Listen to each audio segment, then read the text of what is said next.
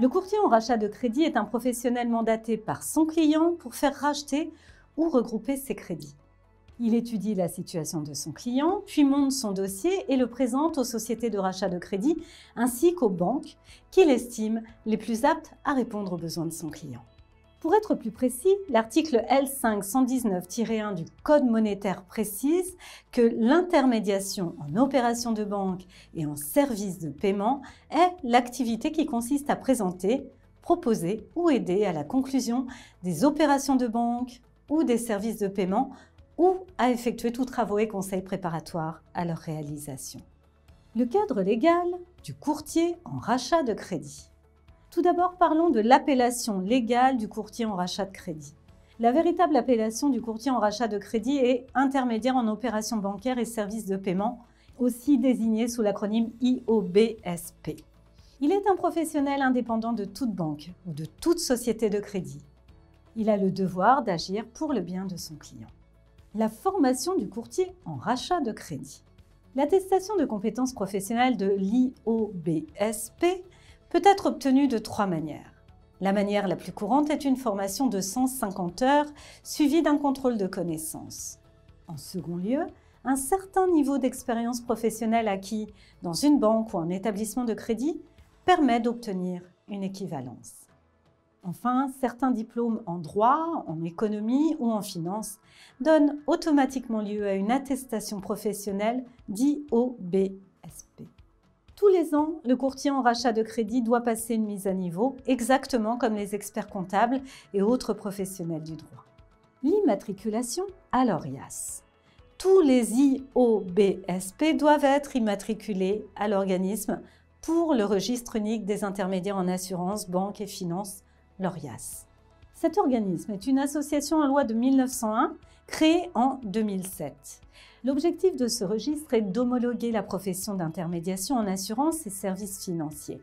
Le seul fait d'être certifié IOBSP ne donne pas le droit d'exercer la profession d'intermédiaire en services bancaires. N'oublie pas de t'abonner à notre chaîne pour ne manquer aucune de nos prochaines vidéos. Et surtout, pense à liker si le contenu te plaît. Il est également nécessaire d'être immatriculé au registre ORIAS. Ce registre peut être consulté par le public qui rentre le nom ou l'immatriculation d'un professionnel pour voir si ce dernier est véritablement autorisé à exercer la profession d'IOBSP. Si le nom du professionnel ne figure pas au registre, il n'est pas autorisé à exercer. Les mandats exclusifs et non exclusifs. Le courtier en rachat de crédit fait signer un mandat à son client. Son client l'autorise ainsi à rechercher un financement de sa part. Ce mandat peut être exclusif ou non exclusif. Lorsque le mandat est exclusif, le client ne peut pas s'adresser à d'autres courtiers en rachat de crédit. C'est le mandat que préfèrent les IOBSP, car ils ont plus de chances de voir le fruit de leur travail récompensé. Le client a intérêt à opter pour le mandat exclusif car de toute façon, le courtier en rachat de crédit peut s'adresser à différentes sociétés financières. La durée du mandat est déterminée avec le client. Elle est souvent de 30 jours car une opération de rachat de crédit se doit d'être effectuée rapidement. Effectivement, soit la situation du client est délicate et il convient de réduire ses mensualités rapidement, soit les taux du moment sont intéressants et il convient d'en profiter avant qu'ils ne remontent. Les courtiers indépendants et les courtiers mandatés. Un courtier en rachat de crédit peut être libre de tout engagement avec toute banque et toute société de crédit. Mais il peut également être mandaté par un ou plusieurs établissements pour proposer uniquement leur offre à ses clients. Pour un particulier, il est préférable de s'adresser à un courtier entièrement indépendant de tout organisme financier. Combien coûte le courtier en rachat de crédit? Le courtier en rachat de crédit est rémunéré à la fois par l'établissement financier et par son client. Généralement, les établissements financiers versent 1% du montant du rachat de crédit au courtier, à titre de commission d'apporteur d'affaires. Mais comme on l'a vu, la réalité fait que les courtiers facturent des frais de dossier à leurs clients. Ces frais de dossier sont à négocier avec les clients et dépendent souvent de la difficulté du dossier. À première vue, on pourrait penser que le client a intérêt à choisir un courtier qui ne facture pas de frais de dossier. Pourtant, s'il souhaite obtenir les meilleures conditions possibles, il a au contraire intérêt à payer des frais de dossier.